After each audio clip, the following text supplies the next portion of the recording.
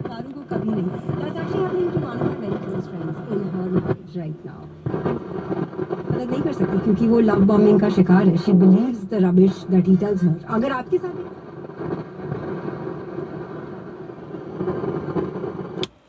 आज हम बनाने जा रहे हैं DNM का एम्पलीफायर, जिसका मॉडल नंबर आप देख सकते हैं AV-499। फॉल्ट अभी अभी हमने आपको दिखाया। इसके अंदर डिस्टर्बिंग साउंड का फॉल्ट है। लो वॉल्यूम करने पे खड़खड़ खड़खड़ जैसी आवाज़ आ रही है। बैकग्राउंड में वॉइस भी है। ये इसका एक्चुअल प्रॉब्लम है और ये हमेशा नहीं आती है, कभी कभी आती है। ये भी एक दिक्कत है कि इसको कितनी देर टेस्ट पे रखा जाएगा। चलिए इसको हम देखते हैं क्या इशू है, किस कारण से ऐसी डिस्टर्बिंग साउंड आ रही है। जैसा कि आप देख सकते हैं, हमने इसके आउटपुट सेक्शन को उलट पुलट कर रखा है और उलट पुलट करने की वजह सिर्फ इतनी है कि हम देख सके कि इसमें कुछ ड्राइनेस जैसी समस्या है क्या। कुछ एक जगहों पे दिख रही है। सबसे पहले हम उसको रीसोल्डर करेंगे, उसके बाद फिर देखते हैं, टेस्टिंग पे रखना पड़ेगा। तो हमने पूरी तरीके से उलट पुलट कर रखा है। आउटपुट एम्पलीफायर बोर्ड को हमने खोला है और इसमें हमने ये एक कैपेसिटर निकाला है जहाँ पे गम लगा हुआ था। अधिकांशतः ऐसा होता है कि ये आप देख सकते हैं, इसके कैपेसिटर का जो एक टांग है पूरी तरीके से सड़ चुका है। हम एक एक करके, ऐसा ऊपर से दिख नहीं रहा है। अभी अगर ऐसा लगा हुआ है तो ऊपर से दिखेगा नहीं कि ये ख़राब है कि सही अच्छा है। जब इसको हमने निकाला तो इसकी हालत ऐसी थी। सभी को निकालेंगे और निकाल कर एक एक चेक करेंगे कि सिर्फ ये एक ही ख़राब था या और भी ख़राब है। जैसा कि आप देख सकते हैं, मैंने इसके सभी कैपेसिटर निकाले हैं और इन सभी कैपेसिटरों में सिर्फ एक जो है ख़राब मिला है, बाकी सब अच्छे हैं।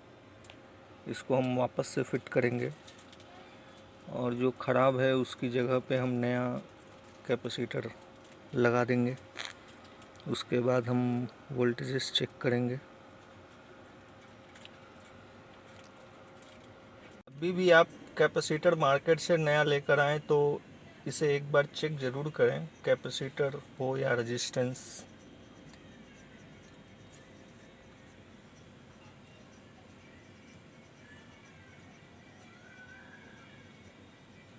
आप देख सकते हैं 989,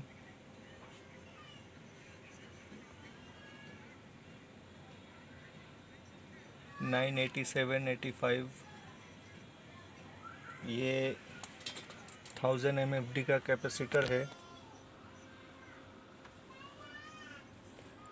जांच कर लें, मीटर से जांच करने में क्या दिक्कत है।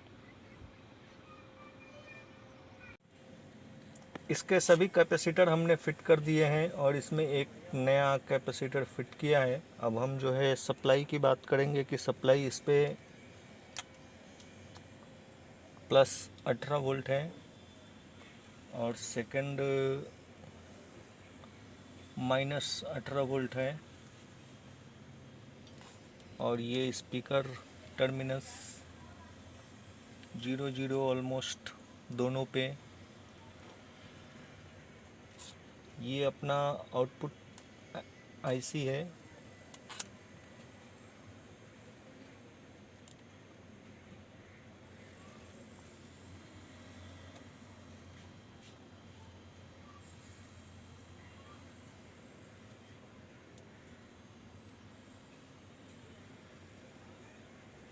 जब भी कोई आईसी प्लस माइनस सप्लाई पे काम करती है तो उसके स्पीकर टर्मिनल्स पे 0 वोल्ट होना चाहिए। यही आईसी अगर सिर्फ +वोल्ट पे काम करता, +18 वोल्ट, तो स्पीकर टर्मिनल्स पे 8.5 से 9 वोल्ट आना चाहिए। इस बात का ध्यान रखें। और ऐसा कुछ दिक्कत तो दिख नहीं रहा है इसमें। ड्राइनेस जितनी थी वो हमने हमारे एक सहयोगी मित्र ने किया।